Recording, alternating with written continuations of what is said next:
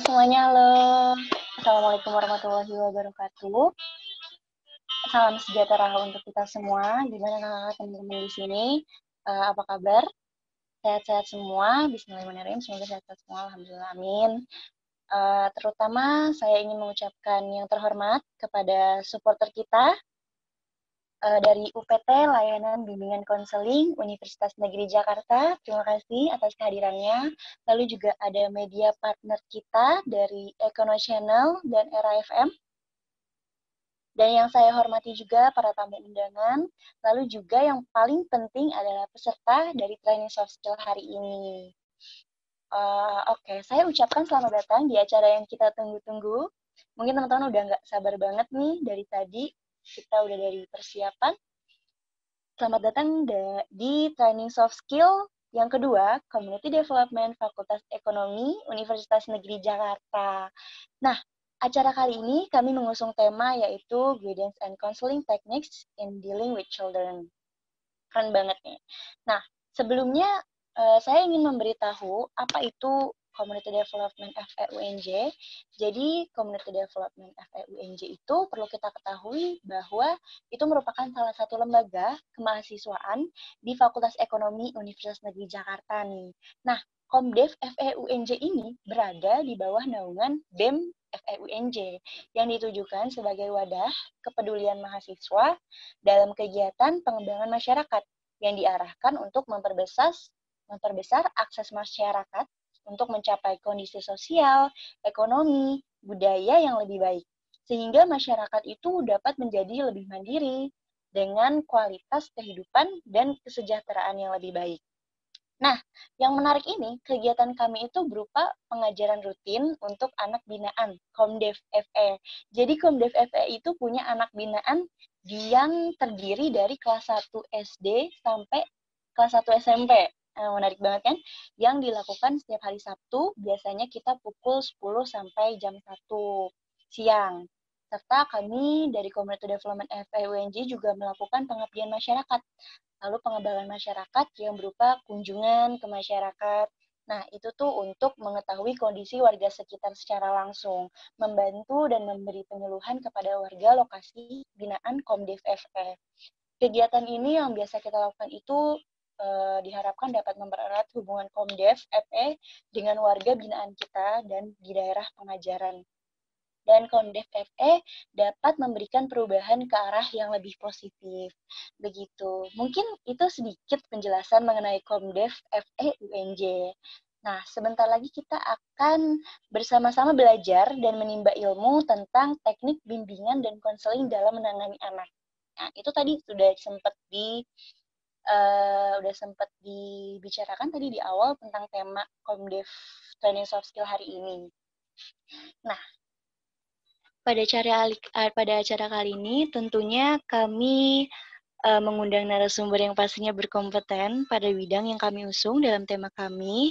Nah, kami itu mendapatkan support dari yang tadi sudah saya sebutkan, yaitu Unit Pelaksana Teknis Layanan Bimbingan dan Konseling Universitas Negeri Jakarta. Nah, dari situ kami mendapat support untuk menghadirkan pemateri yaitu dosen Prodi Bimbingan Konseling Fakultas Ilmu Pendidikan Universitas Negeri Jakarta dan konselor UPT Layanan Bimbingan Konseling dan Konseling UNJ begitu.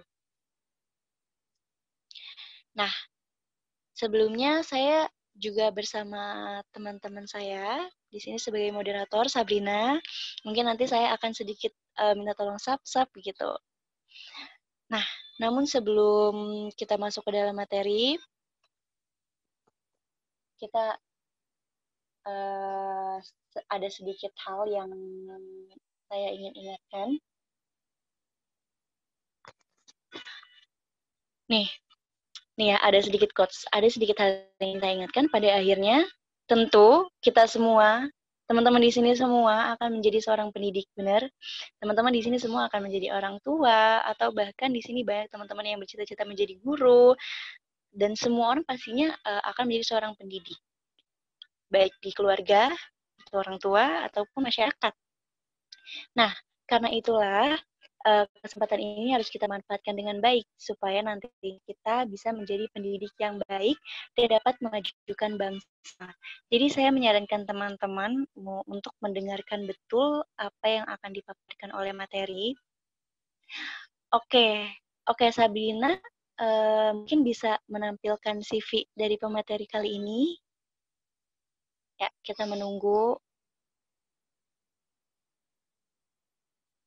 Nah, itu udah start screening ya. Itu kita bisa di-zoomin nggak ya? Oke, ini bisa nih ya. Nah, ini dia pemateri kita hari ini. Keren banget. Da Michiko Mamesa.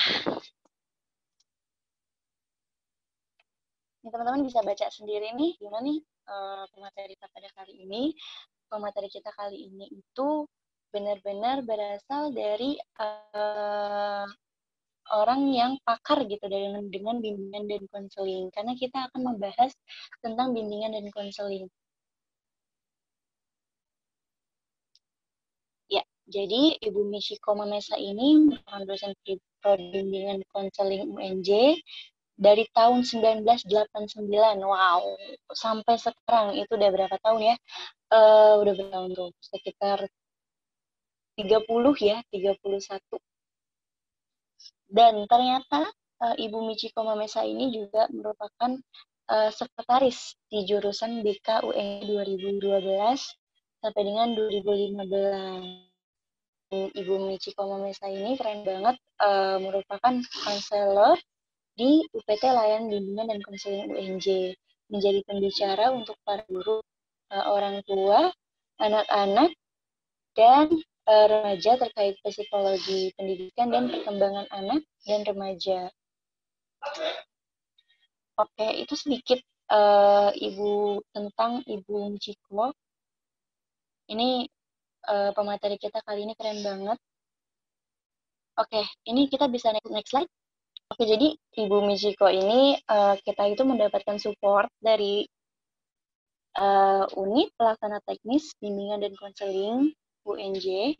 Itu kita disupport untuk akhirnya menghadirkan Ibu Michiko Mamesa sebagai pemateri kali ini. Ibu Michiko Mamesa itu udah 31 tahun itu menjadi dosen di Universitas Negeri Jakarta. Jadi nggak usah diragukan lagi ilmunya. Udah pasti Ibu Michiko Mamesa ini udah pakar banget lah ya dari bimbingan dan konseling. Tidak bisa kita pungkiri bahwa kita semuanya pasti bakal jadi orang tua, bakal jadi seorang pendidik gitu. Iya, Ibu, akhirnya kita sudah bersama pemateri kita udah menunggu lumayan nih. Maaf, kita udah nggak sabar banget. Tadi agak ini laptopnya, jadi saya harus keluar lagi lalu ini lagi ya. Apa sinyal atau apa mungkin ya. Oke. Oke, berarti kita udah siap ya Ibu ya. Tadi saya udah baca silakan. Ya, Ibu. silakan. Kita juga udah bahas sedikit tentang mengenal dan memahami anak. Nah, untuk itu saya nggak perlu berkata-kata lagi, langsung aja kita serahkan kepada pemateri kita pada hari ini, kepada Ibu Da Michiko FPSI, kami persilahkan. Baik. Oke, Sabrina boleh. Terima kasih. Selamat pagi buat semua peserta diskusi kita pagi hari ini. Ibu senang sekali karena walaupun kita dalam kondisi prihatin, dalam kondisi menyikapi pandemi COVID-19, tapi adik-adik dari Fakultas Ekonomi Kreatif mencoba untuk memakai momen ini dengan tetap melakukan kegiatan-kegiatan yang kreatif ya. Saya senang dengan judul yang diberikan, bahwa kita akan mencoba untuk mengenal dan memahami anak. Artinya begini, kalian nanti kan akan terjun ke sekolah, ya kan? Atau paling tidak kalian akan menjadi orang tua nantinya. Jadi Ibu berharap materi yang akan kita bahas pagi hari ini akan membekali kalian di dalam tugas dan tanggung jawab kalian ke depan, baik sebagai guru maupun sebagai orang tua. Oke? Kita mulai ya. Silakan slide berikutnya. Nah, saya mengambil apa yang disampaikan oleh atau pemikiran atau kata-kata bijak dari Dorothy Nolte. Bahwa yang namanya anak itu belajar dari kehidupannya. Sebagai makhluk sosial, anak mengamati apa yang dia dengar, apa yang dia lihat, apa yang dia peroleh dari kehidupannya sehari-hari. Jadi yang pertama, jika anak dibesarkan dengan banyak kritikan, maka dia akan belajar mengutuk. Jadi pada saat Ibu membacakan ini, mungkin kalian juga bisa mengintrospeksi diri. Kalian mencoba untuk mereview kembali masa kecil kalian bagaimana, sehingga menjadi apa kalian, menjadi pribadi yang seperti apa kalian saat ini. Jika kalian dibesarkan atau jika seorang anak dibesarkan dengan banyak kritikan, dia akan belajar mengutuk. Berikutnya, jika dia dibesarkan dalam permusuhan, misalnya dalam satu keluarga selalu berantem, ya, saling menyalahkan saudara bersaudara, orang tua, anak, dan sebagainya, maka dia akan selalu belajar berseteru. Jika anak dibesarkan dengan ketakutan, dia akan belajar prihatin, menjadi tidak percaya diri, takut untuk melakukan sesuatu karena nanti dianggap bodoh, disalahkan, diberikan stigma-stigma negatif, ya. Jika anak banyak dikritik, maka dia akan belajar dikasihani. Ya, dia akan belajar mengasihani diri sendiri. Kalau mengasihi itu positif, tapi kalau mengasihani diri sendiri itu seperti apa ya? Wah, saya memang bodoh ya. Saya memang nggak mampu. Saya memang nggak bisa. Ya, jadi dia selalu menjudge dirinya sebagai orang yang tidak mampu. Silakan lanjut. Slide berikutnya. Slide berikutnya. Belum?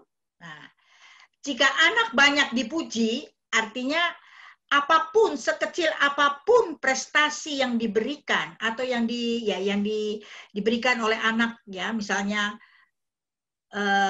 selama ini anak selalu dapat nilai jelek, tapi satu waktu dia pulang dengan nilai 6 atau nilai ya 6 lah katakanlah ya.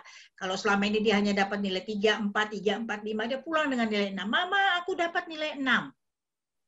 Ya, orang tua harus menghargai karena itulah upaya yang sudah dilakukan oleh anak. Ya. Jadi apapun keberhasilan, sekecil apapun prestasi dan keberhasilan yang ditunjukkan atau yang diberikan oleh anak, orang tua harus menghargai itu, ya. Jika anak diakui eksistensinya, diakui keberadaannya, dia akan belajar untuk mempunyai tujuan hidup. Ya. Jika anak merasa diterima, dia akan belajar menyenangi diri sendiri. Artinya diterima oleh orang tuanya, diterima oleh kakak adiknya, diterima oleh teman-temannya, yang nggak merasa terasing, ya, dia akan belajar untuk menyenangi diri. Jika anak biasa berbagi, ya, dia akan belajar bermurah hati. Ajarkan anak untuk belajar berbagi. Sedikit apapun yang dia miliki, ya, anak harus bisa belajar untuk berbagi. Lanjut. Nah, itu sebagian, sebenarnya masih banyak ya tentang Dorothy Nolte, bisa kalian baca sendiri. Setiap anak itu membutuhkan perhatian, kasih sayang, ya, kesempatan untuk dia bisa berkembang, ya, penghargaan, kemudian kebebasan untuk menjadi dirinya sendiri, begitu, ya. Lanjut, itu yang merupakan kebutuhan anak. Nah, yang penting adalah anak perlu paham bahwa mereka bebas untuk menentukan pilihan dalam hidupnya. Contohnya, mungkin muncul pertanyaan, bagaimana anak kecil kok diberi kebebasan. Ya, bebas untuk menentukan. Misalnya makan bersama di restoran. Orang tua harus memberi kesempatan kepada anak untuk, nak, kamu mau makan apa? Hargai pilihan anak. Ya. Atau misalnya pakai baju, habis mandi misalnya, mandi sore. Kamu mau pakai baju apa? Mungkin pilihan anak itu tidak sesuai dengan selera orang tua, it's okay, nggak ada masalah. Tapi bimbing anak untuk terbiasa menentukan pilihan. Dan ini akan terus nanti berlanjut sampai dia dewasa. Dia akan berani mengambil keputusan. Tentu bukan keputusan yang gegabah. Asal mengambil keputusan begitu saja, tidak. Bukan keputusan yang gegabah, tapi keputusan yang memang ditunjang oleh satu pertimbangan-pertimbangan yang mantap. Ya, lanjut. Nah, ada berbagai macam cara untuk memahami anak. Ya. Apakah selama ini kita sering bermain dengan mereka? Apakah selama ini kita sering bercakap-cakap dengan mereka? Bertanya tentang apa yang jadi kebutuhan mereka. Apa yang mereka rasakan saat ini. Apa kita mendengarkan mereka? Mendengarkan bukan cuma sekedar mendengarkan ya. Sudah kamu bicara, mama dengar. Sudah bicara, papa dengar. Bukan cuma itu. Tapi mendengarkan dengan sungguh-sungguh, mendengarkan dengan hati. Karena mendengarkan itu sendiri sebenarnya adalah the art of listening. Jadi kita butuh seni untuk mendengarkan. Kenapa sering banyak muncul konflik? Karena kita just listen. Ya, hanya sekedar mendengar tapi tidak mendengarkan. Yang dimaksudkan di sini adalah mendengarkan dengan sungguh-sungguh, mendengarkan dengan hati. Kemudian bagaimana kita menjalin hubungan dengan mereka? Mungkin ada baiknya kita bertanya dengan mereka, gimana perasaan kamu hari ini di sekolah? Bagaimana Bu Guru, Pak Guru mengajar di sekolah? Bagaimana apa yang kamu bicarakan, apa yang kamu ceritakan dengan teman-temanmu, gitu ya. Kemudian bagaimana kita mengamati perilaku mereka. Artinya begini, kita juga harus peka seandainya kita melihat ada perubahan-perubahan perilaku yang dimunculkan oleh mereka. Misalnya, ada seorang anak yang biasanya di sekolah misalnya selalu periang. Pokoknya dia menjadi primadona lah di antara teman-temannya. Tapi pada hari tersebut, hari tertentu, dia menunjukkan sikap yang berbeda. Mungkin dia menjadi lebih pendiam, menarik diri. Seorang guru yang tahu tentang perkembangan anak akan memahami, akan peka bahwa oh ini something wrong. Sesuatu terjadi pada anak ini. Ya, jadi kepekaan kita untuk memahami anak itu juga dibutuhkan. Apalagi kalian sebagai guru nantinya atau sebagai orang tua nantinya di kemudian hari. Ya, lanjut. Nah, saya tantang kalian. Walaupun kata, oh kami kan belum punya anak Bu, oke nggak apa-apa. Kami kan belum terjun ke sekolah Bu. Tapi adakah kita sering mengungkapkan kata-kata semacam ini? Apa ya? Saya boleh katakan sebagai magic words. Pernah nggak kita mengatakan kepada seseorang, you are lovable? Atau yang sering kali terjadi misalnya kita bilang, I miss you. Itu hal yang saya pikir sederhana tapi menggambarkan bahwa kita menghargai keberadaan dia. You are significant. Kamu tuh berharga loh dalam kelompok kami, kelompok kita. Kita kangen, kita rindu kalau kalian nggak ada. Nah, apalagi orang tua terhadap anak. Apalagi guru terhadap murid-muridnya. Jadi, jangan sungkan-sungkan untuk mengajukan kata-kata yang mengandung unsur pujian. Ya. Dianggap, itu mah basa-basi. Enggak. Anak perlu itu. Saya kira kita juga sebagai orang dewasa juga perlu kan kata-kata yang semacam itu. Ya, yang mengandung penghargaan, ya, yang mengandung apresiasi, kata-kata yang mengandung perasaan. Aduh, betapa berbunga-bunganya seandainya misalnya Sandia ketemu dengan teman, lalu teman itu mengatakan, aduh Sandhya, I miss you. Waduh, mungkin kita akan berbunga-bunga. Ya, jadi tolong mulai sekarang latih diri kita untuk sebisa mungkin mengungkapkan kata-kata yang mengandung makna psikologis yang tujuannya adalah memperkuat mereka menjadi pribadi gitu loh. Ya, ada unsur appreciation, ada unsur affection, ada unsur available gitu. Ya, lanjut.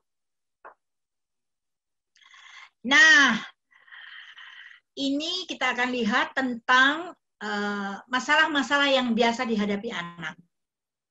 Ini terkait dari anak usia dini sampai dengan remaja, ya. Saya mengatakan itu atau menyebutnya sebagai sekat-sekat emosional. Misalnya, ada anak-anak yang mengalami stres dalam masalah belajar. Kemudian, stres dan depresi ya dalam masalah belajar. Kemudian, anak-anak yang jadi korban kekerasan, korban bullying. Ya, bullyingnya sederhana. Bullying itu kan ada yang verbal, ada yang fisik, ya mengancam, atau langsung memukul, atau mengata-ngatai, ya, atau minta pulsa. Besok bawa pulsa ya, kasih gua uang buat beli pulsa. Kalau enggak awas lo. Nah, kata awas lo itu kan bentuk ancaman buat anak, ya. Atau anak korban perceraian, anak dari keluarga alkoholik, atau adalah saya pernah mendengar dalam satu seminar, saya mengisi acara, kemudian ada salah satu peserta seminar yang mengatakan, Bu, daerah tempat tinggal kami itu bapaknya bandar narkoba, ibunya kurir narkoba, anaknya pengguna. Nah, bisa dibayangkan. Bapaknya peminum, ibunya juga peminum, ya nggak heran. Kalau hari-hari itu yang dia lihat, ya anaknya juga akan meniru. Anak itu kan sebenarnya selalu melakukan modeling dan imitasi terhadap keadaan di sekitar di mana dia berada. Ya, oke lanjut. Masih banyak lagi sebenarnya kalau bicara masalah-masalah dalam belajar ya. Ini ada masalah-masalah, ada bullying fisik, verbal ya, menampar, meludahi, menghukum, melempar, memandang dengan sinis, kemudian mempermalukan, mendiamkan, mencibir, ya, memfitnah, menebar gosip. Nah, paling suka kayaknya kita ya, menebar gosip ya. Tahu nggak? Masa gini. Pernah dengar nggak? Dosen itu kan begini. Pernah dengar nggak? Teman kita tuh kan begini. Sampai kalau kadang-kadang di kelas pun ada jam infotainment ya. Jadi gosip itu sesuatu yang nggak aneh. Dari mulai anak-anak sampai orang dewasa, sampai orang yang sudah tua pun, kalau diajak untuk bergosip, wah, paling hot. Ya, oke, lanjut. Silakan. Nah, saya mungkin fokus ke bullyingnya ya, karena mungkin ini yang banyak kali kita jumpai. Dalam kasus-kasus konseling juga kadang-kala banyak dari kasus-kasus yang saya tangani itu merasa mendapatkan bullying baik itu di rumah maupun di sekolah atau di tempat kerja begitu ya. Karena mereka merasa nggak puas, mereka mencoba untuk menarik perhatian ya, tapi menarik perhatian dengan cara yang tidak tepat. Atau merasa karena nggak punya teman, ya, atau merasa ingin populer, atau mereka juga sebenarnya korban. Dulunya waktu masa kecil mereka merupakan victim, merupakan korban, ya setelah remaja, setelah dewasa, berdasarkan pengalaman traumatik yang mereka alami waktu kecil, ya akhirnya mereka sekarang menjadi pelaku bully. Ya, lanjut. Nah, saya pikir baik di kelas, di sekolah, ataupun di rumah, hal mendasar yang perlu diajarkan atau kita ajarkan kepada anak itu yang terkait dengan respect. Guru dalam hal ini adalah you are the first authority figure in classroom. Guru itu sebenarnya adalah figur sentral untuk mengajarkan anak tentang respect. Respect yang bagaimana? Kalau kita bicara respect, itu kan yang paling utama adalah respect terhadap diri sendiri. Bagaimana kalau kita tidak menghargai diri kita sendiri? Ya, apa yang akan terjadi seandainya kita tidak mampu untuk menghargai diri kita sendiri? Ya, automatically kita akan tidak mampu menghargai orang lain tentunya. Wong menghargai diri sendiri saja nggak mampu, apalagi menghargai orang lain. Menghargai diri sendiri termasuk misalnya berpenampilan yang rapi, ya.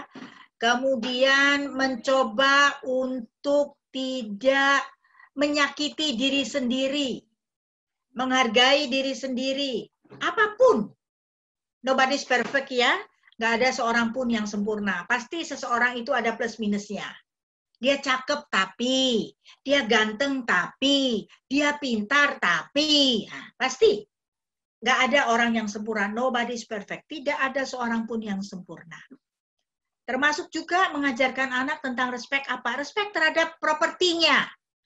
Terus terang saya melihat anak-anak sekarang ada kecenderungan menggampangkan. Karena mudah memperoleh, akhirnya tidak juga terlatih untuk menghargai. Ya, rusak sedikit, buang. Rusak sedikit, ganti. Padahal mungkin bisa saja diperbaiki. Atau juga misalnya respect terhadap lingkungannya. Menghargai kamarnya supaya tetap rapi. Menghargai penampilannya supaya tetap menarik. Gak perlu sesuatu yang mahal. Tapi apik sehingga menjadi menarik, ya.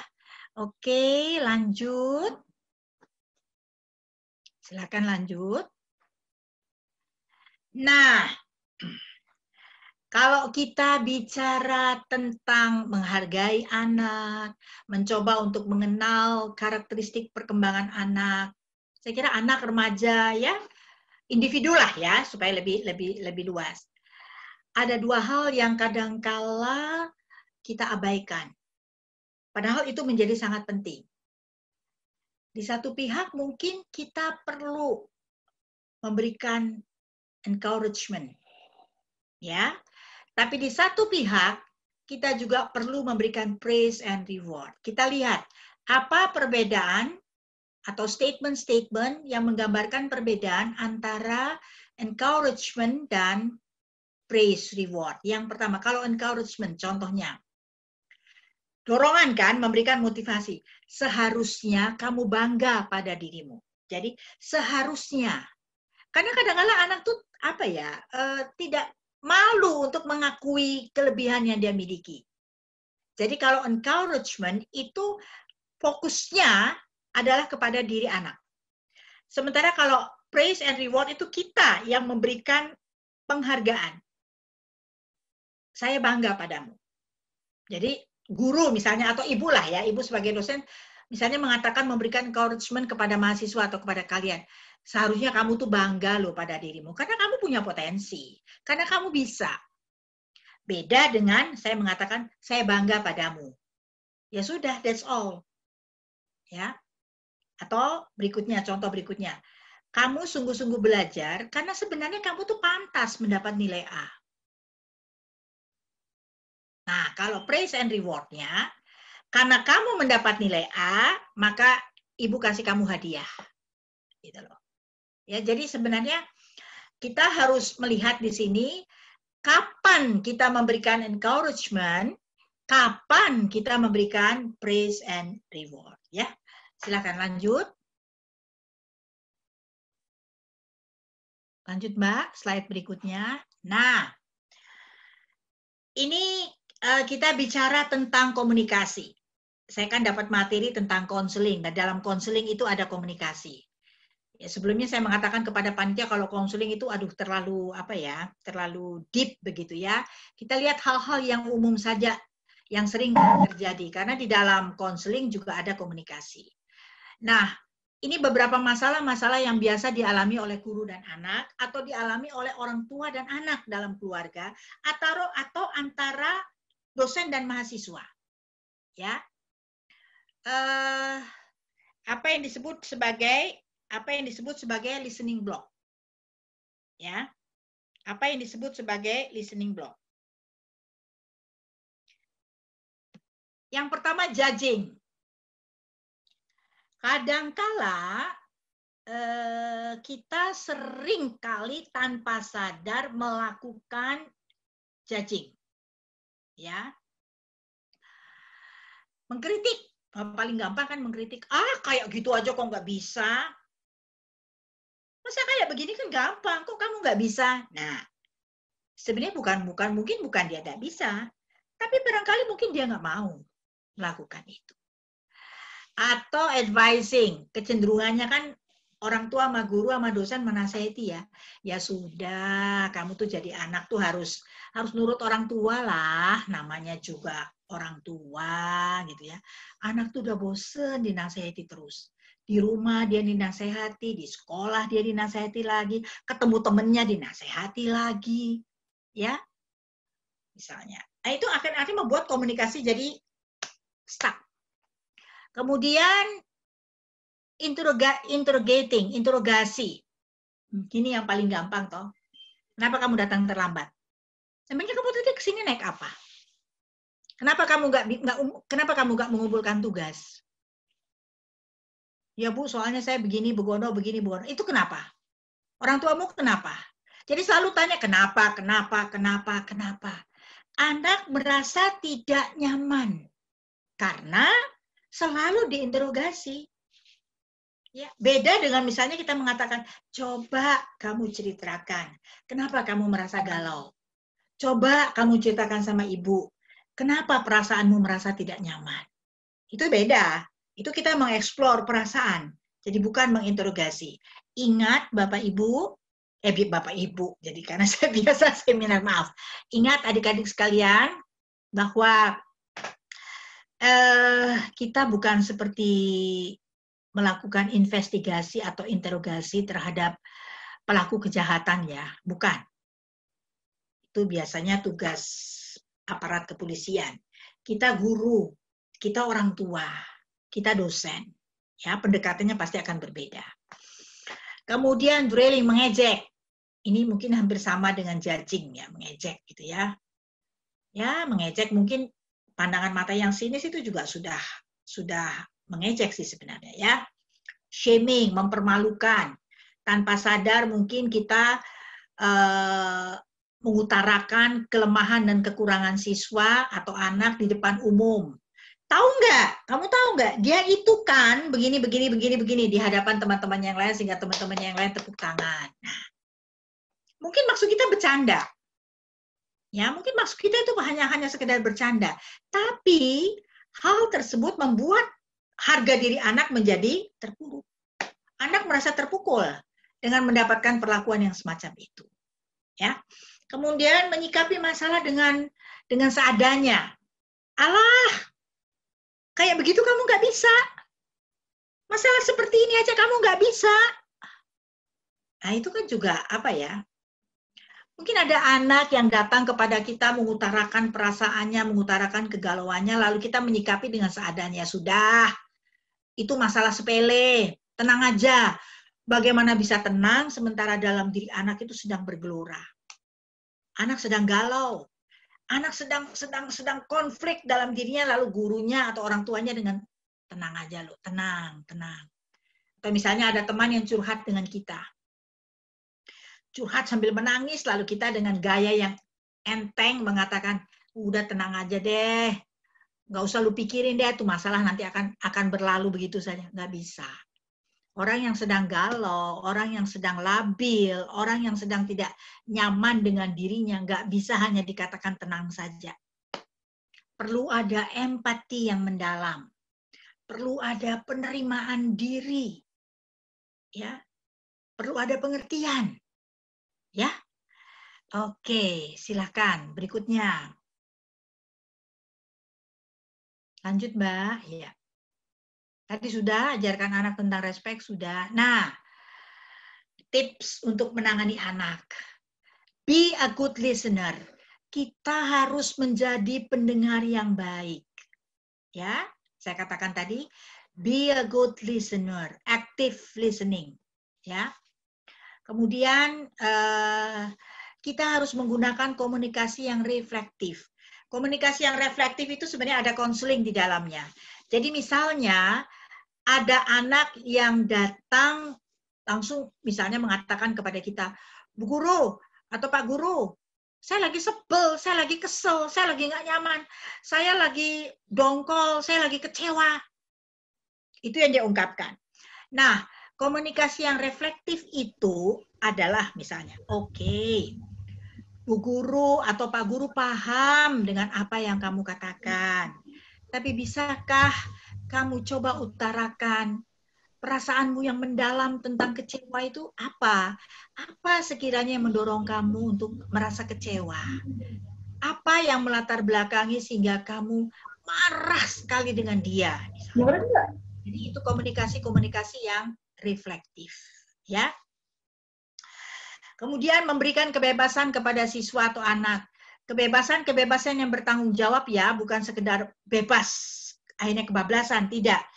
Kebebasan kepada siswa untuk memilih, ya, untuk menentukan apa yang dia pandang baik, tapi alasannya itu harus reasonable. Ya, misalnya Bu Guru atau Pak Guru, saya mau belajar di perpustakaan saja, misalnya ya. Saya nggak mau di ruang kelas. Oke? Kalau kamu memang merasa nyaman tuh kamu belajar di perpustakaan, tapi kamu harus betul-betul belajar ya di perpustakaan, misalnya begitu. Apalagi dengan kita menteri menggembor-gemborkan tentang kampus merdeka dan sebagainya itu konotasinya kan jadi luas sekali gitu ya. Jadi memberikan kebebasan kepada anak, kebebasan yang bertanggung jawab. Ya. Lanjut. Silakan. Masih ada lagi slide-nya. Nah, saya kira ini yang terakhir. Tadi yang slide yang sebelum ini. Slide yang sebelum ini tadi. Nah, sebagai pendidik atau sebagai orang tua atau sebagai dosen, kita perlu mengatakan dengan tulus. Ini ya, ini terkait dengan etika. Ini yang kadang kala terabaikan. Dalam sehari, berapa banyak kita mengatakan kata please? Saya terus terang misalnya ya, Ibu melihat ada kecenderungan mahasiswa sekarang kalau lewat ya lewat aja begitu. Perlu mengatakan permisi. Atau misalnya, tolong. Ya. Atau mengatakan, I'm sorry. Ini magic word juga. Ya. Terhadap orang yang kita nggak kenal sekalipun.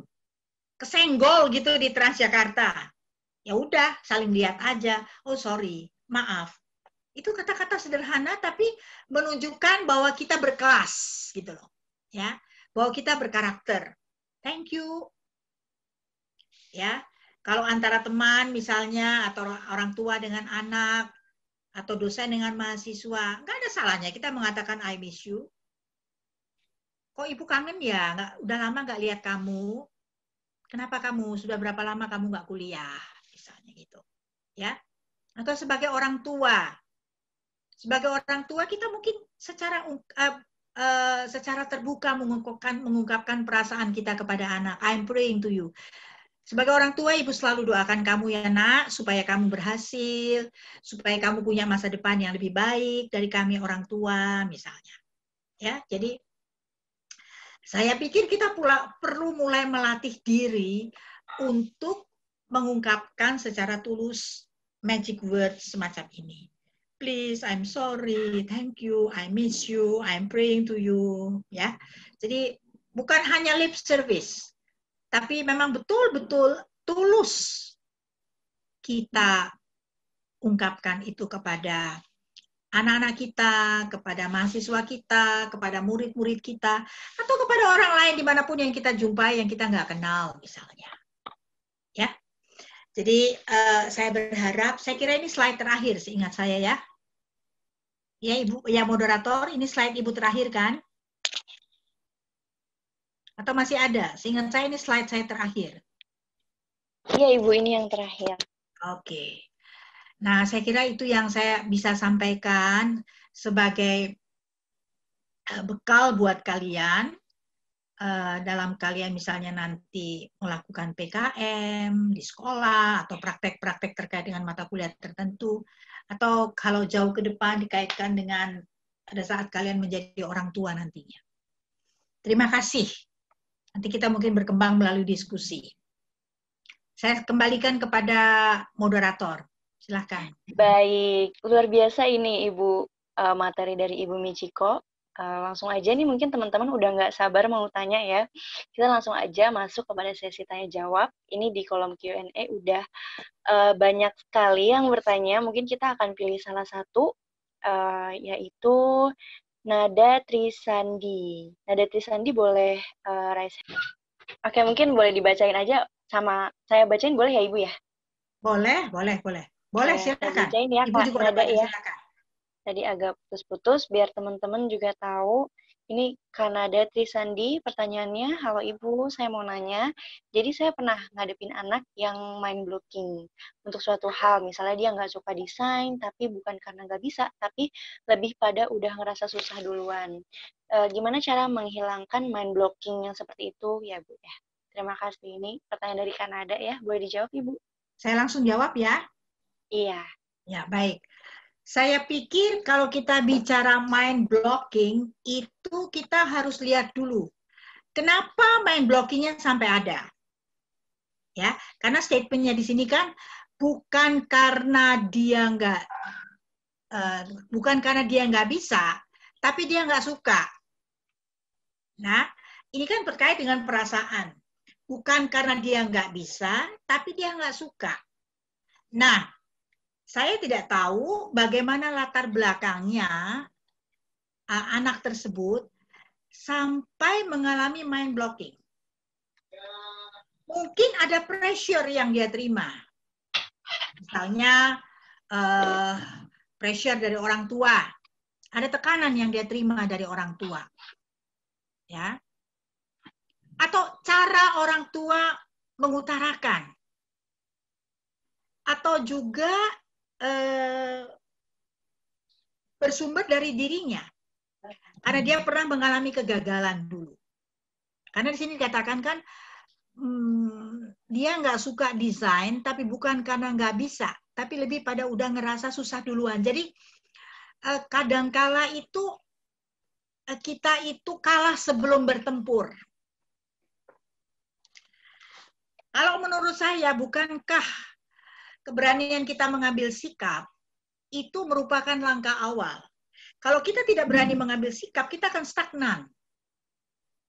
Jangan kalah sebelum bertempur. Coba dulu. Coba dulu, gitu loh. Sampai akhirnya kita menemukan satu pola tertentu, sampai akhirnya kita memahami diri kita bahwa sebenarnya I can do it well. Saya bisa kok ternyata. Gitu loh.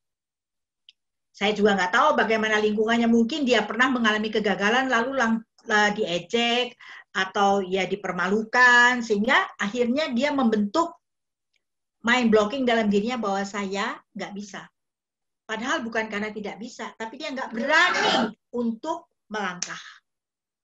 Ya, jadi saya pikir Nada mungkin perlu bicara dengan teman tersebut, ya, atau anak tersebut bahwa please try to do your best.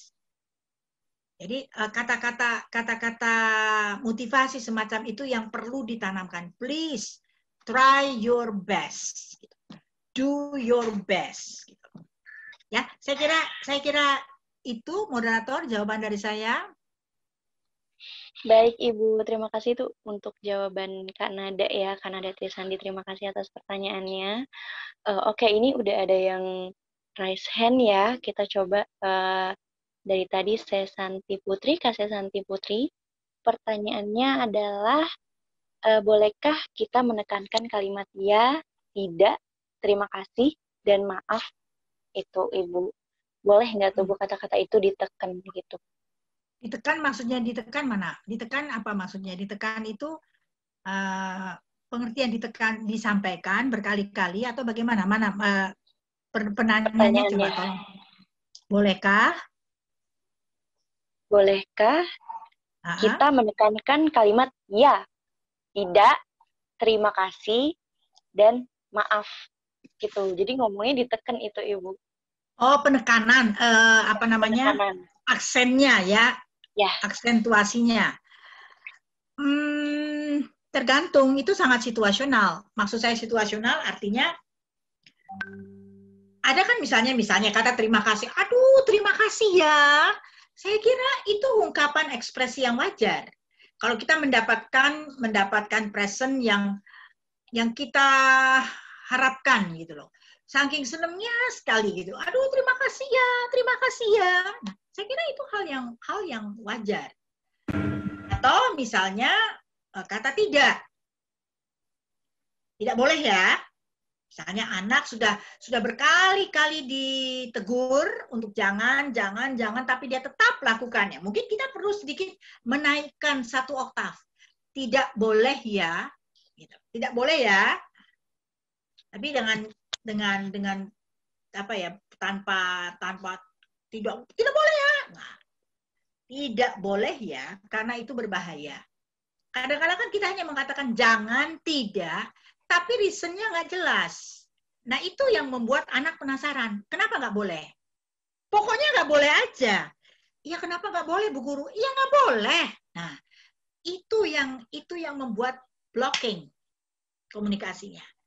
Kita harus bisa menjelaskan kepada anak, apalagi anak-anak usia SD, begitu ya, yang curiosity-nya, keingintahuannya itu besar. Kenapa nggak boleh, Bu Guru? Kita kan kadang-kadang ambil gampang, ya nggak boleh. Pokoknya nggak boleh aja. Anak tuh malah nanti cari tahu ke orang-orang yang tidak tepat. Misalnya nonton film yang mengandung kekerasan, atau nonton film-film yang misalnya atau yang mengandung unsur pornografi misalnya. Nggak boleh nonton itu. Kenapa? Nggak boleh. Kenapa? Iya nggak boleh. Nah, anak akan penasaran. Nggak boleh ya nak, karena itu nggak tepat untuk kamu. Jadi penekanan itu boleh kita gunakan, tapi porsinya harus tepat gitu. Kondisional dan situasional. Ya. Saya kira itu penekanan dari saya. Saya kembalikan kepada moderator. Oke, Ibu. Itu tadi pertanyaan untuk Sesanti Putri ya, Kak Sesanti Putri. Oke, ini ada banyak sekali pertanyaan, kita pilih salah satu aja ya. Yaitu dari kalau waktunya Kak cukup, Ahmad. kenapa enggak? Sebentar, moderator. Kalau andai kata waktunya masih cukup, saya pikir enggak masalah. Mereka bertanya enggak apa-apa. Silakan. Iya. Oke, kita tergantung waktu ya, Ibu ya.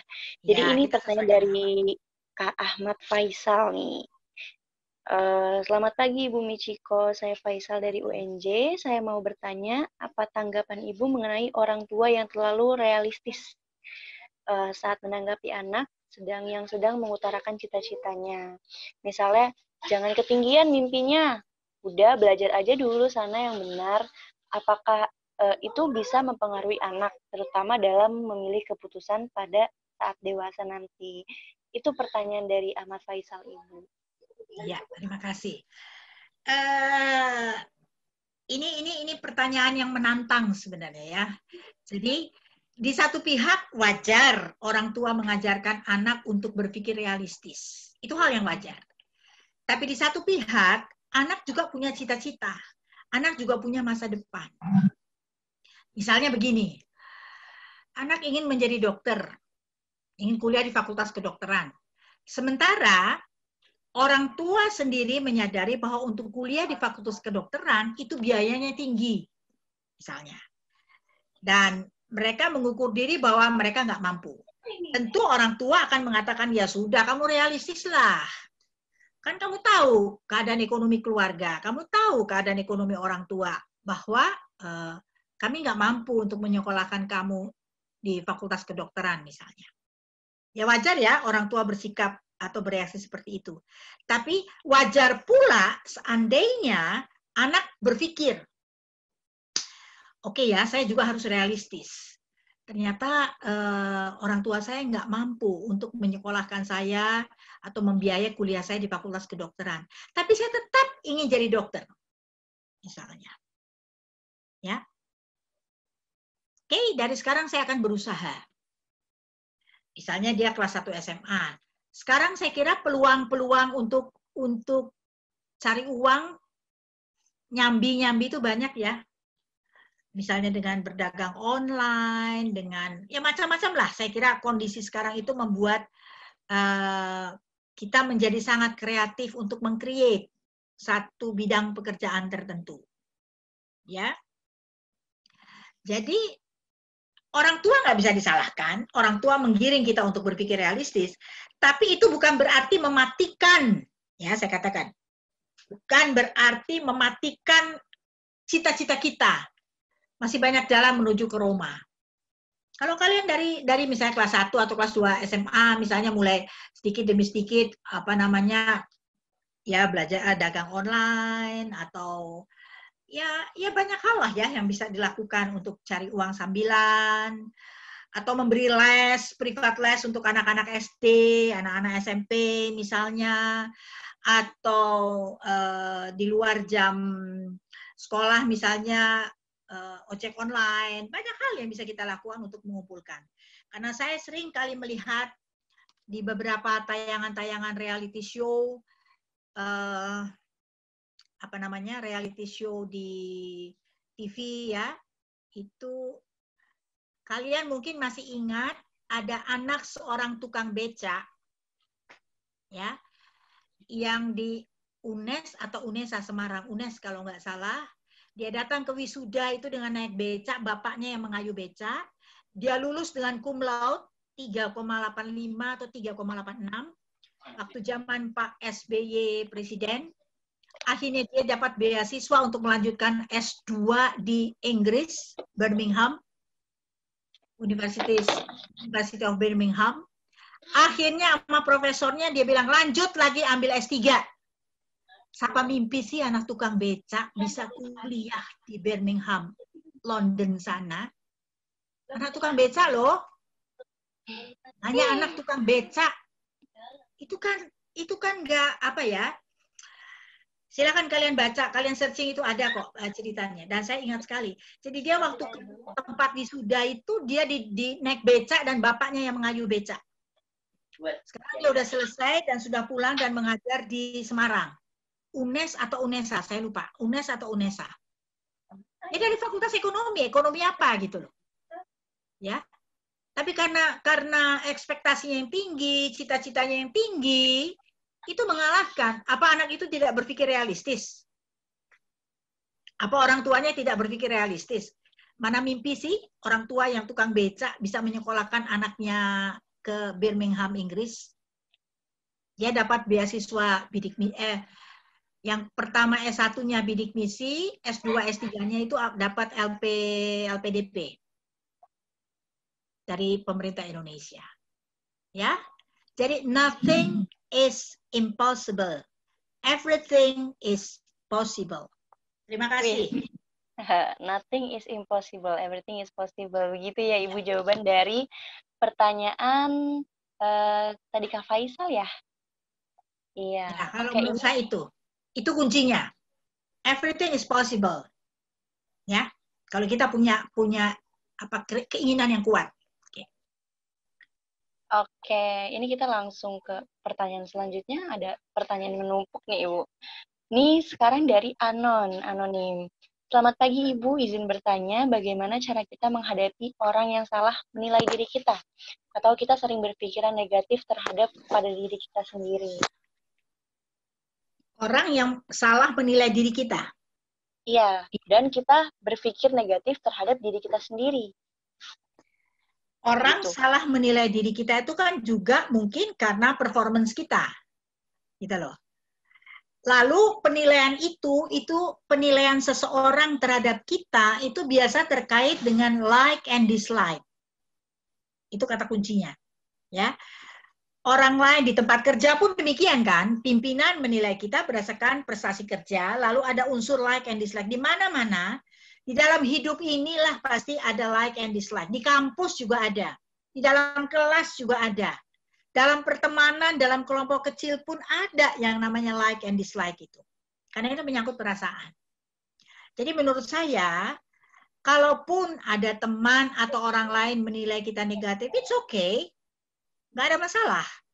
Itu kita jadikan bahan refleksi diri. Kenapa ya dia menilai saya negatif, sementara teman-teman yang lain fine-fine aja sama saya. Gitu loh. Jadi kalau menurut Ibu, andai kata ada orang yang menilai kita secara negatif, itu kita jadikan sebagai bahan refleksi diri. Ya. Terus yang kedua apa? Pertanyaan yang kedua tadi, Mbak. Bagaimana kita kalau kita sering berpikir negatif terhadap diri kita sendiri? Kalau kita selalu berpikir negatif terhadap diri kita, ya kita akan stagnan. Kita nggak akan bisa maju. Ya. Contoh yang saya kemukakan tadilah, anak tukang beca tadi. Kalau dia cuma, aduh saya kan cuma anak tukang beca, apa iya saya bisa? Apa iya saya mampu? Dari mana orang tua saya punya duit banyak? Itu kan berarti melihat selalu sisi yang negatif dalam dirinya. Dan kita nggak akan maju, kita nggak akan berkembang. Jadi, please start to think everything positive gitu loh. Mulai dari sekarang, cobalah kita melihat segala sesuatu itu dari perspektif yang positif. Walaupun itu mungkin negatif menurut orang-orang di sekitar kita. Walaupun itu mungkin menyakitkan buat kita. Tapi please try to think positively gitu loh. Ya. Oke, itu pertanyaan. Contohnya misalnya begini. Misalnya ya, saya ambil begini. Oh ya, Ibu.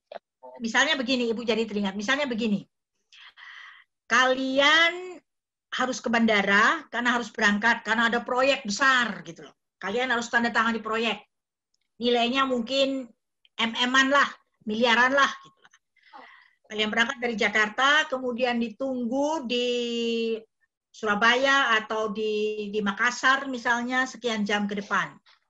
Ternyata begitu kalian sampai di bandara karena macet, closing, kalian terlambat, pesawatnya sudah take off. Yang kalian rasakan apa? Sedih. Marah, kesal, kecewa. Itu kan pasti yang muncul. Tapi kalau kita berpikir positif, mungkin akan berbeda. Hanya memang mungkin belum waktunya. Mungkin belum kesempatan saya. Karena ternyata selang beberapa waktu kemudian, kalian mendengar berita bahwa pesawat yang seharusnya kalian naiki itu kecelakaan misalnya. Itu kan berpikir positif kan? Artinya, oh ya, kalau saya ada di pesawat itu ceritanya berbeda. Tapi ya Tuhan atur bahwa saya harus terlambat gitu loh. Ini kan mampu berpikir positif walaupun situasi yang kalian hadapi itu sangat, waduh hilang nih kesempatan saya tanda tangan proyek sekian miliar misalnya. Gitu. Tapi di balik itu semua ternyata ada rencana Tuhan yang lebih baik gitu loh. Itu kurang lebih lah contoh yang ekstrim yang bisa saya berikan. Ya, terima kasih. Oke, itu pertanyaan dari anonim ya, keren pertanyaan itu. Nah, lanjut nih ke pertanyaan selanjutnya yaitu dari Mega. Dari Mega.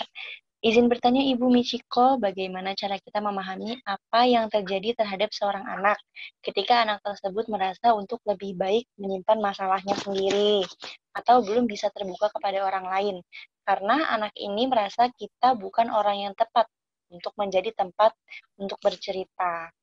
Ya. Oke, ini berkaitan dengan karakter diri seseorang. Artinya ada orang-orang yang introvert, ada orang-orang yang ekstrovert. Kalau orang-orang yang ekstrovert itu biasanya dia akan dengan mudah membuka diri kan, cerita, curhat. Gue punya masalah nih, gue begini, begini. Itu kalau orang-orang yang ekstrovert tidak ada masalah. Muncul masalah kalau berhadapan dengan orang-orang yang introvert. Biasanya mereka yang memiliki kepribadian yang introvert itu akan sangat hati-hati sekali. Akan sangat selektif untuk memilih dengan siapa dia akan bicara. Dengan siapa dia akan curhat. Kalau dia merasa bahwa kita bukan orang yang tepat untuk dia curhat, dia akan tetap menutup dirinya. Dia akan tetap memendam dirinya. Dan kita nggak bisa paksa.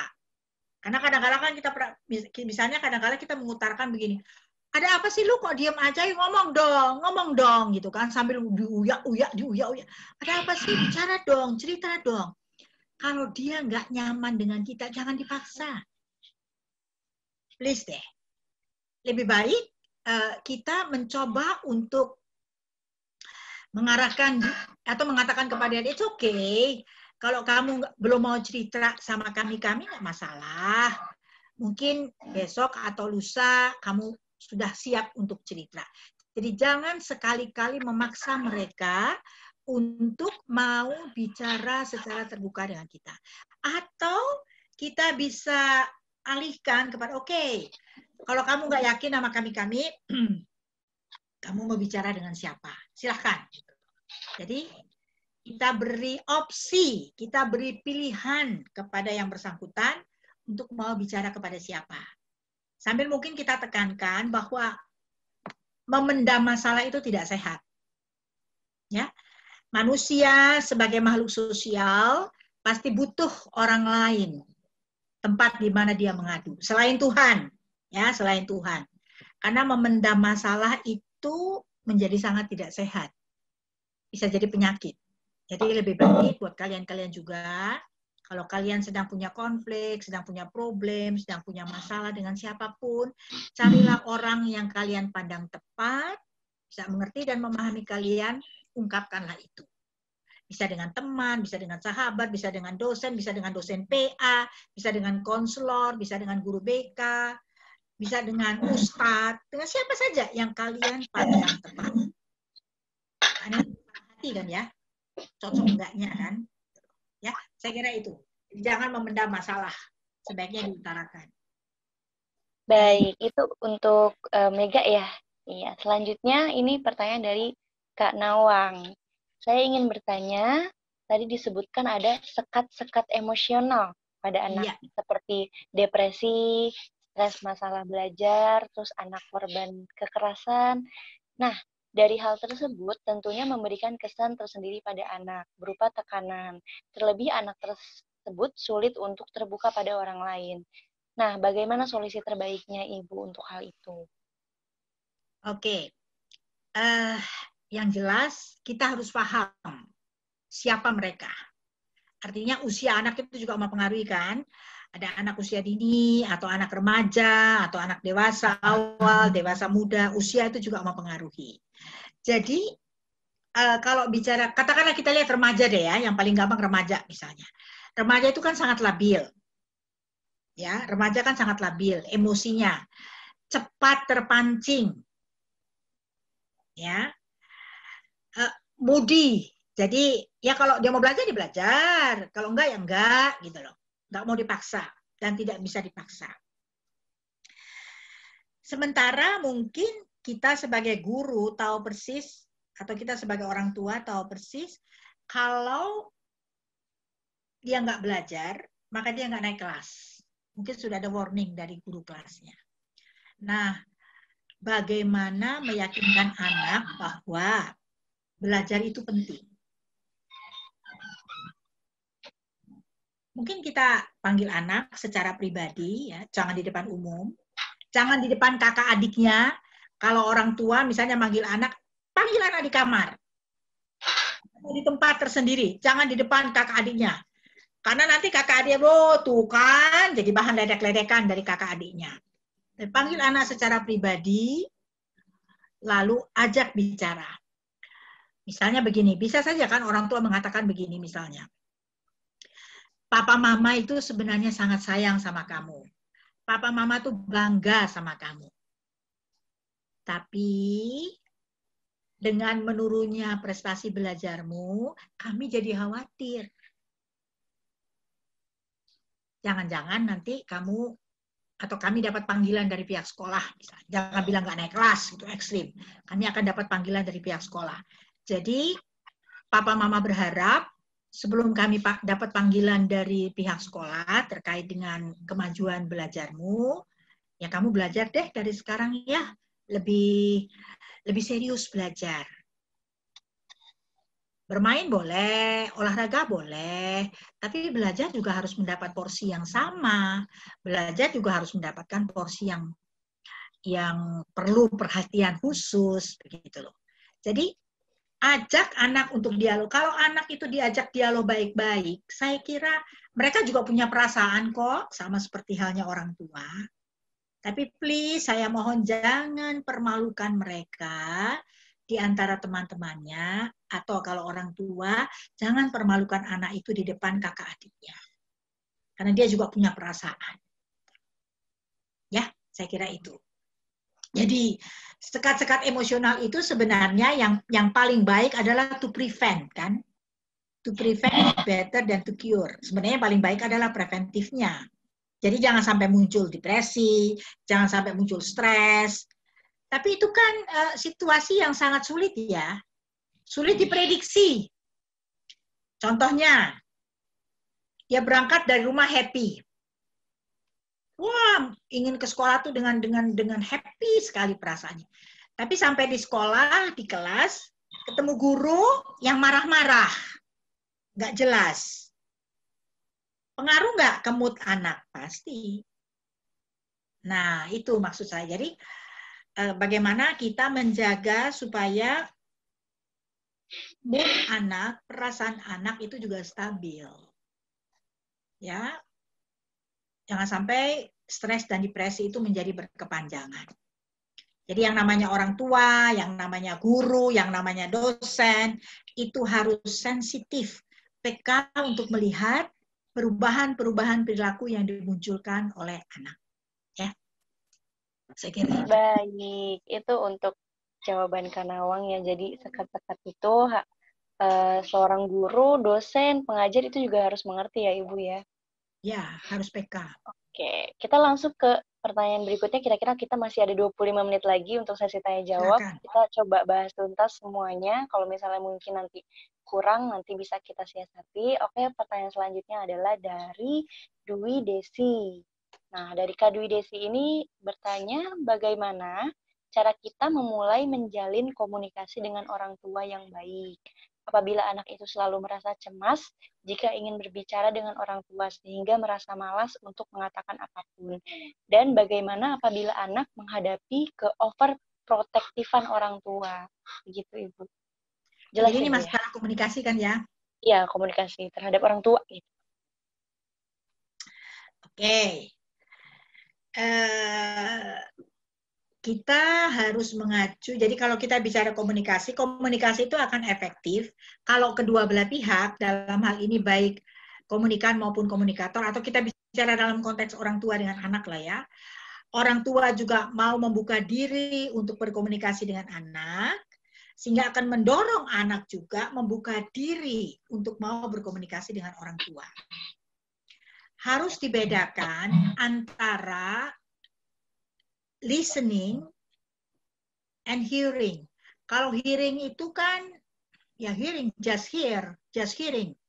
Tapi kalau listening itu listening by heart. Artinya begini, saya menyadari ya, karena kala keterbatasan waktu, kesibukan, kemudian beban hidup yang tinggi, gitu ya, akhirnya membuat orang tua merasa tidak ada waktu untuk berkomunikasi dengan anak.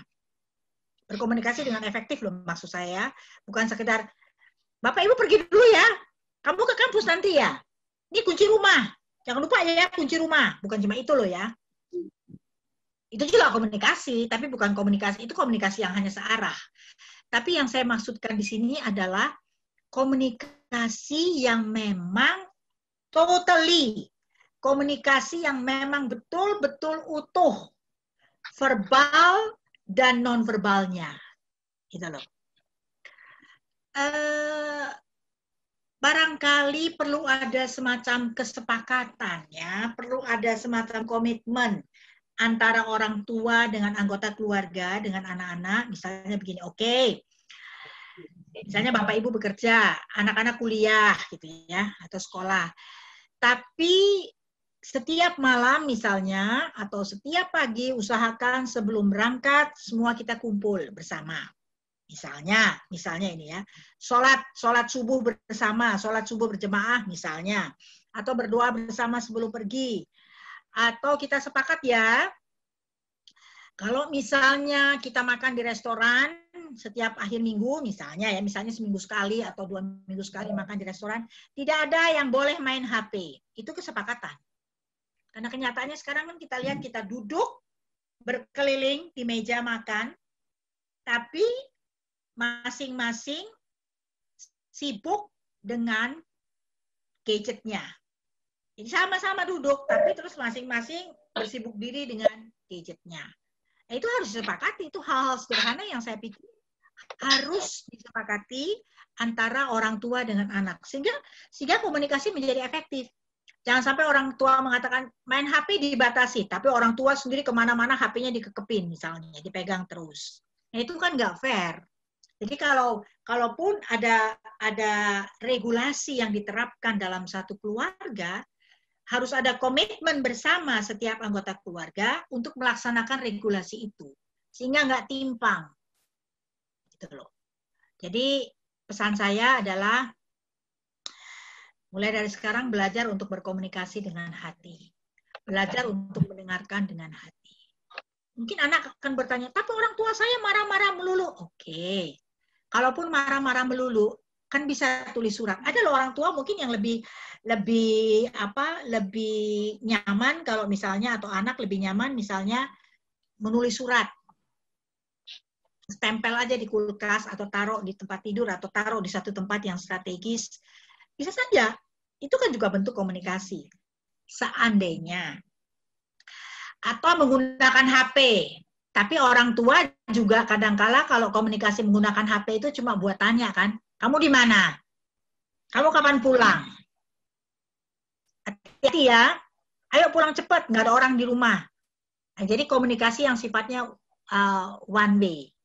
Yang diharapkan sebenarnya adalah komunikasi yang dua arah. Ya, saya kira itu. Oke, itu untuk Dwi Desi Rukmana ya. Nah, ini pertanyaan selanjutnya sebenarnya nggak beda jauh dari pertanyaan yang tadi Ibu. Mungkin bisa sedikit dikasih intinya gitu nih. Pertanyaannya dari Bunga. Jika kita diasuh oleh orang tua yang diktator, bagaimana cara kita menyampaikan pendapat agar dapat diterima tanpa menimbulkan keributan? Ya. Gimana itu, Ibu? Ya. Kita tahu kan ada beberapa macam pola asuh. Ini kan berkaitan dengan parenting style ya. Ada beberapa macam pola asuh. Jadi ada pola asuh yang otoriter atau diktator, ada pola asuh yang permisif, ada pola asuh yang otoritatif. Saya pikir sebagai orang tua, dia mengasuh anaknya nggak sepanjang hidupnya itu dengan diktator. Karena pola asuh itu akan situasional sifatnya. Ya, misalnya begini. Ada orang tua barangkali yang akan otoriter kalau terkait dengan pacar. Kalau pacar itu otoriter sekali, kamu nggak boleh pacaran dengan si A, si B karena begini, misalnya, ya, itu otoriter. Tapi kalau bicara soal yang otoritatif atau demokratik, misalnya, oke, nah, hari ini kita makan apa ya? Atau hari ini kita akan makan di mana? Makan di sini, makan ikan ini, makan bakmi, makan oke, kita pilih suara terbanyak. Itu kan juga sebenarnya sudah demokratis, ya kan? Orang tua mencoba mengakomodasi apa yang jadi masukan-masukan dari anak. Atau misalnya permisif itu terkait dengan kamu mau beli baju yang mana? Ini mama ada berkat, ada uang, kamu mau beli baju yang seperti apa, mau beli jilbab ataupun gamis yang seperti apa, terserah. Nah, itu kan permisif. Jadi memberi kebebasan kepada anak. Biasanya sih kalau menurut pengalaman ibu dan pengamatan saya, biasanya orang tua akan sangat otoriter kalau sudah berkaitan dengan teman bergaul, pacar, ya, dan kelanjutan studi. Misalnya dulu orang tuanya nggak kesampaian jadi dokter, lalu anaknya yang dipaksa untuk jadi dokter, untuk kuliah di kedokteran. Padahal anaknya mau kuliah di Fakultas Seni dan Bahasa, misalnya bahasa dan seni. Biasanya orang tua itu akan otoriter untuk dua hal itu, terkait dengan teman bergaul atau pacar dan kelanjutan studi. Tapi kalau untuk yang lain-lain, saya pikir orang tua akan lebih permisif, ya, nggak terlalu menekan. Biasanya dua hal itu. Caranya bagaimana? Ya, apalagi kalau kalian sudah dewasa, saya pikir nggak ada masalahnya. Nggak ada masalah untuk mulai bicara secara terbuka dengan orang tua. Beranikan diri aja, ya. Seotoriternya orang tua, saya pikir mereka juga punya hati kok untuk melihat apa yang terbaik buat anaknya. Jadi kita harus membuka diri dan berani bicara secara terbuka kepada orang tua tentang apa yang kita pikirkan dan rasakan. Ya, saya kira itu. Oke, itu tadi pertanyaan dari Bunga ya, tentang orang tua. Oke, nih kita langsung aja ke pertanyaan selanjutnya. Pertanyaan selanjutnya itu dari Ara, dari psikologi UNJ. Wah, ini anak psikologi nih, Bu. Saya izin bertanya, Bu, bagaimana cara yang baik untuk memberikan edukasi kepada anak bahwa hal yang dilakukan itu tidak baik atau menyakiti orang lain. Contohnya, karena terlalu sering menonton YouTube yang isinya selalu menyiksa ayahnya. Jadi anak tersebut meniru perilaku tersebut. Namun, walaupun sudah tidak menonton YouTube itu, anak masih tetap melakukan hal yang menyakiti orang lain. Bagaimana cara yang tepat untuk memberikan pemahaman agar anak itu tidak melakukan kegiatan yang menyakiti orang lain? Ya, kekerasan. Anak, ibu pikir anak itu kan selalu melakukan imitasi dan modeling, peniruan. Dan apa yang dia lihat, apa yang dia dengar, itu akan dia rekam dengan baik dalam memorinya. Karena itu sebenarnya peran kita sebagai guru, sebagai orang tua, sebagai orang dewasa, untuk mendampingi anak, menentukan mana tontonan yang boleh dia tonton dan mana yang tidak. Artinya begini,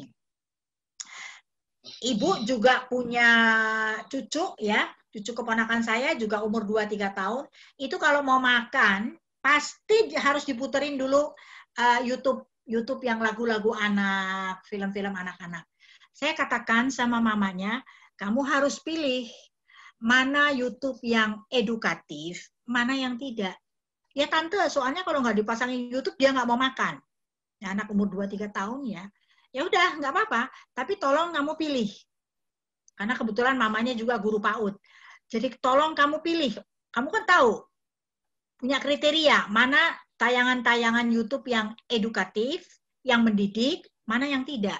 Begitu loh. Jadi anak tuh perlu didampingi. Jangan kita biarkan anak untuk searching sendiri. Atau mungkin perlu ada tayangan-tayangan tertentu mungkin perlu diblok atau bagaimanalah ya, kalian mungkin lebih tahu, supaya anak tidak bisa sembarangan gitu ya, leluasa untuk membuka link-link tersebut. Jadi perlu ada pendampingan dari orang tua dan orang dewasa dalam hal ini. Karena ingat, itu golden age. Ya, umur 3, 4, 5 tahun itu kan golden age. Jadi memorinya itu akan mudah sekali merekam segala sesuatu yang dia lihat. Kalau yang direkam positif, nggak masalah. Kalau yang direkam tentang persahabatan, tentang solidaritas, tentang empati, tentang caring, itu nggak ada masalah, baik. Tapi kalau yang direkam hal-hal yang berkaitan dengan agresivitas, bullying, kata-kata kasar, kata-kata kotor, pornografi, ya itu yang akan membahayakan anak. Ya, jadi ingat usia anak, baik anak 3, 4, 5 tahun maupun remaja itu kan golden age ya. Jadi please kita sebagai orang tua, kita sebagai guru harus mendampingi anak. Kan kita nonton TV juga di bagian kanan bawah itu kan ada dampingi anak-anak Anda pada saat menonton tayangan ini gitu. Jadi proses dampingan itu menjadi sangat penting. Ya. Saya kira itu.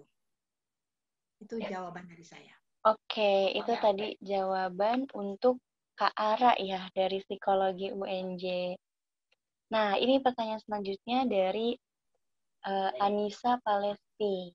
Pagi Ibu, izin bertanya, bagaimana cara mengajar anak SD sekitar usia 8 tahun yang agak sulit untuk menurut gitu Bu, diajak mengerjakan tugas, PR, dan lain-lain. Apakah kita harus memaksa atau ada cara lain yang lebih baik, Bu? Begitu. Ya. Artinya begini, mood ya, perasaan setiap anak. Kalau anak lagi fisiknya sedang lelah, capek, gitu, dipaksa seperti apapun juga dia pasti nggak mau. Anak-anak SD, anak-anak umur 8 tahun itu kan paling susah disuruh apa? Makan. Tarsok, tarsok, tarsok aja kan, bentar. Makan, minum obat, belajar, tidur siang. Wah, itu paling susah. Ya.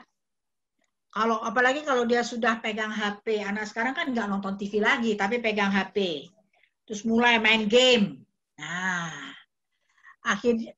artinya kalau dia sudah fokus ke satu hal, untuk disuruh belajar, untuk disuruh istirahat, disuruh mandi, disuruh makan, disuruh tidur siang, biasanya geger dulu seluruh rumah untuk membujuk. Karena itu, saya katakan dari awal, harus ada semacam komitmen yang dibuat oleh orang tua dengan anak. Atau kalau kita sebagai kakak, oke, dengan kakak dan terhadap adiknya. Atau kalau ada orang dewasa lain, misalnya neneknya, kakeknya terhadap cucunya. Oke, misalnya begini. Kamu boleh nonton, tapi sebelum itu kamu harus selesaikan makanmu dulu. Atau setelah kamu nonton, kamu harus belajar. Jadi ada agreement, ada komitmen, ada kesepakatan. Gitu loh. Dan anak itu kan paling gampang biasanya pakai senjatanya apa? Nangis kan? Ngambek kan? Ya enggak? Paling gampang anak kan begitu. Nangis, ngambek, teriak. Akhirnya menjadi tantrum. Nah, kalau anak sudah tantrum begitu, temper tantrum begitu, teriak-teriak, nangis, terus mulai bilang, mama jahat, kakak jahat. Orang tua panik. Cubit, pukul, makin keras lagi menangisnya, berteriaknya. Nah, sebelum hal-hal semacam itu terjadi, perlu ada kesepakatan. Lalu kalian bertanya, Bu, emang anak umur 8 tahun sudah bisa diajak untuk membuat satu kesepakatan atau komitmen? Sudah bisa, dengan bahasa anak, dia mengerti kok. Oke, kamu boleh nonton, tapi setelah nonton, nanti ibu kasih, atau mama kasih waktu 15 menit, setelah itu kita istirahat dulu, kamu makan ya. Bagaimana orang tua bicara, bagaimana orang tua menyampaikan hal tersebut kepada anak. Gitu. Ya, saya kira itu jawaban saya. Terima kasih. Oke, itu tadi dari siapa ya? Ngomong tentang itu ya. Kita langsung aja ke pertanyaan selanjutnya Ibu. Ada banyak sekali, mungkin kita bahas sedikit lagi dari Anon nih Bu. Selamat pagi Ibu, akhir-akhir ini saya sering berpikiran, saya sudah berumur 21 tahun, tetapi saya merasa belum memiliki tujuan hidup. Jadi saya sering merasa bingung dengan diri saya sendiri, apa keinginan saya, dan sebagainya. Adakah tips untuk saya, apa yang saya harus lakukan di umur saat ini, saya belum memiliki tujuan hidup seperti itu, Ibu. Kira-kira tipsnya apa tuh, Bu? Baik. Ini kita bicara goals. Kita bicara ya goals untuk masa depan. Kita bicara tujuan hidup. Saya tidak tahu apa yang melatar belakangi sampai yang bersangkutan belum memiliki tujuan hidup. Ya. Mungkin masalah pola asuh orang tua, mungkin. Ya, saya nggak tahu. Itu mungkin kita perlu konseling gitu ya. Sebenarnya kan kalau usia 21 tahun atau 17 tahun ke atas, paling tidak sudah ada goals jangka pendeknya. At least saya akan saya akan selesai kuliah tepat waktu. Di usia 22 tahun saya sudah selesai kuliah, misalnya. Lalu saya akan bekerja. Setelah bekerja 3 tahun, saya harus bisa beli motor, misalnya. Setelah bekerja sekian tahun, saya akan cicil rumah, misalnya. Setelah sekian tahun, saya sudah harus punya pacar yang bukan cuma buat pacaran, tapi calon istri atau calon suami saya, misalnya. Atau tujuan hidup yang lebihnya, saya akan atau berusaha untuk membuat kehidupan saya menjadi sangat meaningful. Bagaimana membuat kehidupan saya menjadi berharga. Buat diri saya, buat orang lain, buat keluarga. Itu kan berkaitan dengan tujuan hidup. Jadi, menurut saya, never too late, ya. Tidak ada yang terlambat. Buat Mbak atau Mas tadi yang bertanya, Bu, saya sudah 21 tahun tapi belum punya tujuan hidup. Saya pikir never too late. Nggak ada kata terlambat. Mulai dari sekarang, cobalah untuk merumuskan paling tidak tujuan hidup jangka pendekmu itu apa. Selesai kuliah tepat waktu. Biasanya selesai kuliah umur berapa?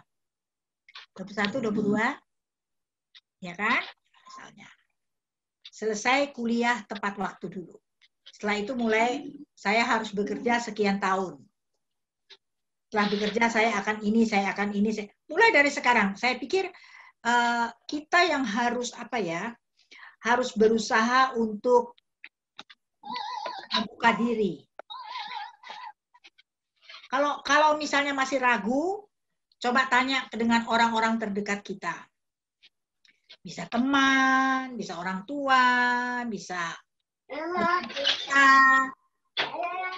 di kampus kan ada dosen PA, dosen pendidikan akademik. Coba tanya, ajak beliau diskusi. Saya kira belum ada kata terlambat lah, atau tidak ada kata terlambat untuk memulai sesuatu yang positif. Jadi tidak ada kata terlambat untuk memulai sesuatu yang positif. Cobalah dari sekarang untuk berpikir tentang paling tidak tujuan hidup jangka pendekmu apa. Ya, terima kasih. Oke. Itu pertanyaannya. Mungkin kita satu atau dua atau pertanyaan lagi ya Bu ya. Kita langsung aja nih. Silakan. Pertanyaannya, bagaimana cara mengatasi sikap perfeksionis dalam diri kita? Karena dengan sikap perfeksionis ini, saya sering dikatakan ribet gitu oleh teman saya. Padahal saya hanya ingin mengusahakan segala sesuatu dengan semaksimal mungkin. Gimana itu, Ibu? Kira-kira biar kita tuh nggak dijudge. Kalau boleh saya katakan, pertanyaan ini menggambarkan gue banget gitu loh. Karena ya gue banget gitu. Karena Ibu juga orang yang perfeksionis. Perfeksionisnya saya itu misalnya ya, kalau di rumah gitu ya, antara sendal di luar dengan sendal dalam rumah itu beda. Antara baju di luar dengan baju di dalam kamar beda. Jadi sehari itu saya bisa berapa kali ganti daster gitu misalnya. Kemudian lemari pakaian saya itu semua harus tertata. Dari yang paling besar sampai yang paling kecil. Pokoknya semua on the track lah ya, semua harus sesuai dengan ini. Saya tahu persis siapa yang masuk ke kamar saya, siapa yang merubah bentuk ini, itu, dan sebagainya. Kemudian di tugas-tugas kampus pun juga demikian. Jadi saya baca, kalau tugas mahasiswa itu saya baca detail, halaman per halaman, dan sebagainya. Tapi lama-kelamaan, teman-teman di sekitar saya, ibu-ibu dosen yang lain itu memang komentar. Lama-lama kamu sakit deh, Michiko, kalau kamu seperti itu. Karena lelah. Orang yang perfeksionis itu akhirnya membuat dirinya sendiri lelah secara mental. Saya kalau misalnya tugas kantor ya, tugas kampus, kami ada kegiatan di hotel gitu ya, lalu saya harus sharing dengan teman. Teman lain itu mungkin dengan baju dari luar dia langsung naik tempat tidur. Kalau saya enggak, jangan tidur di tempat tidur saya, ini saya enggak mau ada kalian baju kotor dan naik ke tempat tidur. Saya nggak mau, harus ganti baju dulu misalnya. Ya. Tapi lama-lama saya berpikir saya nggak sehat kalau saya terlalu bersikap demikian. Orang lain akan bosan juga kan, akan menjauhi saya. Jadi yang saya lakukan, yang saya pribadi lakukan dalam hal ini adalah sedikit demi sedikit mulai mengurangi intensitas saya. Saya coba lebih luas gitu loh. Ya, untuk tidak perfeksionis lagi. Bukan berarti tidak perfeksionis sama sekali, enggak. Sedikit mengurangi, artinya kita bisa memilah dan memilih. Pada situasi apa kita harus perfeksionis, pada situasi apa kita boleh sedikit mengurangi kadar perfeksionis kita. Gitu. Karena kalau kita terus-menerus perfeksionis, kita yang lelah secara mental, dan orang-orang lain di sekitar kita juga lelah secara mental. Karena mereka nggak sanggup untuk mengikuti derap langkah kita. Ya, jadi atau Mbak yang bertanya tadi mungkin nanti bisa ketemu di kampus sama saya, kita saling sharing pengalaman. Ya, perfeksionisnya itu menarik karena saya juga termasuk orang yang perfeksionis di dalam segala hal. Tapi dengan semakin tua itu sudah mulai sadar diri lalu mulai mengurangi karena saya juga jadi nggak sanggup kalau harus perfeksionis terus-menerus. Siapa tadi yang bertanya, Mbak siapa? Moderator? Tadi anonim ya? Nggak ada namanya, iya. Nanti boleh japri saya deh, atau boleh ini saya kalau ini kasih nomor telepon saya, atau kalau memang mahasiswa UNC bisa ketemu di kampus, kita sharing. Kalau bicara soal perfeksionis, ini menarik sekali soalnya. Oke, sama ya seperti Ibu ya. Sama, karena saya juga perfeksionis. Oh iya. Oke, ini mungkin akan jadi pertanyaan terakhir Ibu dari Zahra Ayu, dari Kak Zahra Ayu nih. Bagaimana untuk bisa menerima keadaan anak? Dalam hal ini anak angkat maksudnya. Ketika lingkungan selalu merendahkan anak yang diangkat dalam suatu keluarga dan mengaitkan sifat buruk yang dimiliki anak dengan keluarga aslinya yang juga menyakiti hati anak itu ketika mendengarnya. Padahal anak itu sudah berusaha yang terbaik untuk menjadi anak yang baik. Begitu, Bu. Kira-kira bagaimana untuk bisa menerima keadaan anak ini? Bagaimana untuk menyikapi hal tersebut gitu kalau misalnya? Jadi anak tersebut itu anak angkat dalam kaitan diadopsi secara sah atau bagaimana, nggak jelas ya? Iya, anak angkat. Tapi kan kadang lingkungan itu suka merendahkan begitu, Ibu. Saya pikir lingkungan yang merendahkan, tapi kalau orang tua sendiri, artinya orang tua yang mengangkat itu bisa bersikap objektif, anak tidak merasa terbebani kalau menurut saya. Jadi artinya begini, katakanlah lingkungan sekitar memberikan judgement, kamu anak angkat, kamu anak, misalnya gitu ya. Tapi orang tua dalam hal ini yang mengangkat itu mencoba memberi keyakinan, oke, kamu memang mama angkat, kamu memang anak angkat.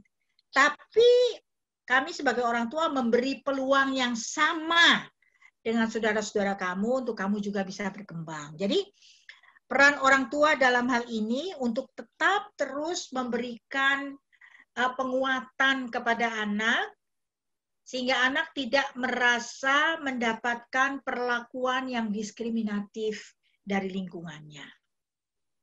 Ya.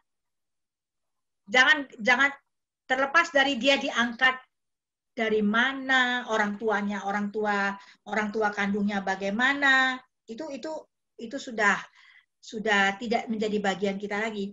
Yang kita perlu fokus dalam hal ini adalah bagaimana kita memperlakukan anak tersebut sehingga lingkungannya yang ada saat ini menerima dia dan dia bisa mengembangkan potensi dirinya secara maksimal. Saya kira itu. Jadi banyak kan kita lihat dalam kehidupan sehari-hari, mereka-mereka yang kurang beruntung pada masa kecil, tapi akhirnya bisa menjadi orang yang berhasil setelah mereka dewasa. Saya banyak mendengar testimoni-testimoni, saya lihat di YouTube dan sebagainya, saya baca. Anak-anak yang dikatakan sebagai anak, katakanlah anak anak angkat, ya, anak yang tidak dikehendaki kelahirannya, dibuang oleh orang tuanya, tapi setelah dia sukses besar menjadi pengusaha, dia tetap berusaha untuk mencari orang tua kandungnya. Malah orang tua kandungnya yang takut.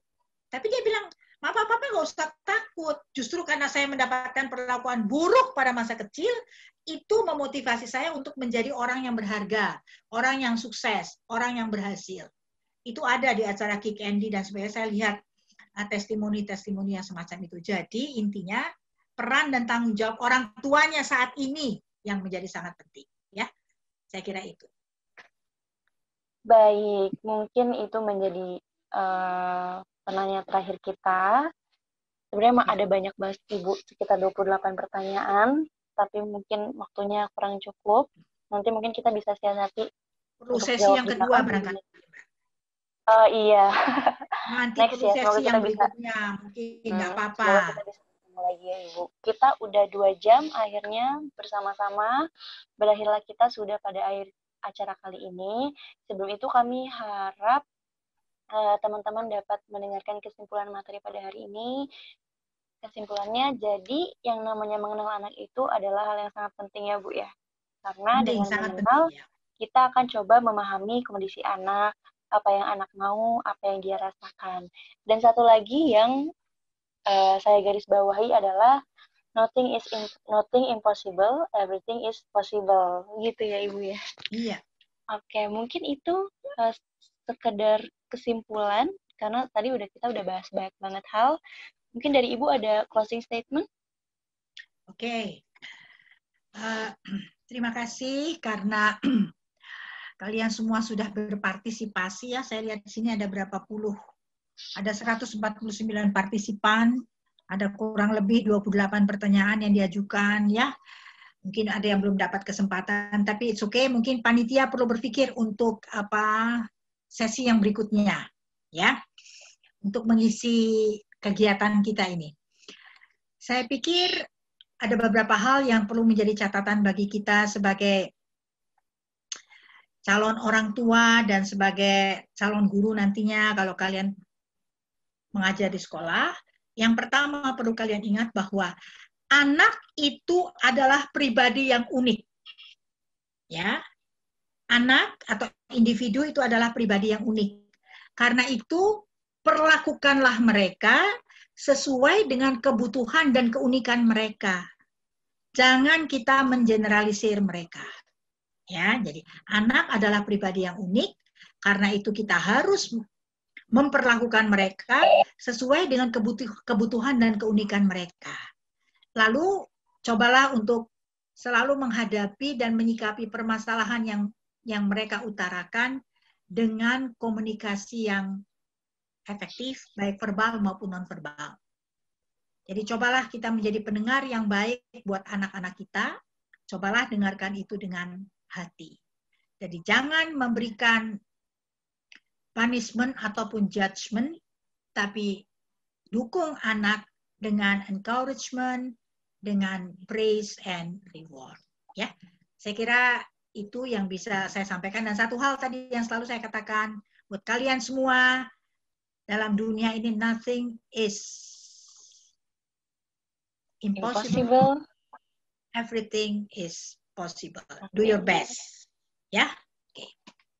Oke, itu closing statement dari Ibu Michiko. Kita udah ngobrol asik banget hari ini. Gak sadar kita akhirnya udah pengen berpisah. Kami ucapkan terima kasih kepada pemateri kami, khususnya Ibu Michiko. Terima kasih. Ya, terima kasih. Sama-sama. Ya. Sama-sama. Lalu juga kepada yang mensupport kita, UPT LBK UNJ. Terima kasih. Ibu Desi. Terima kasih Ibu Desi. Masih ikut apa enggak? Ya, sama-sama. Terima kasih juga. Terima kasih Ibu atas dukungannya.